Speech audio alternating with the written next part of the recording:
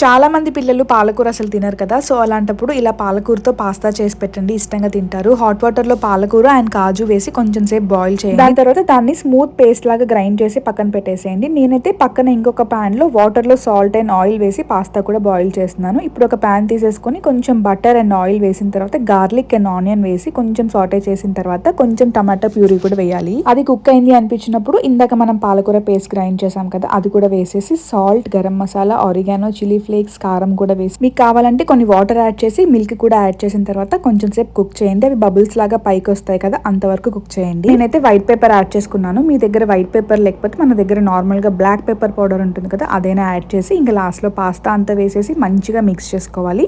ఇక ఫైనల్ గా పైన కొంచెం చీజ్ వేసి మిక్స్ చేసేయండి.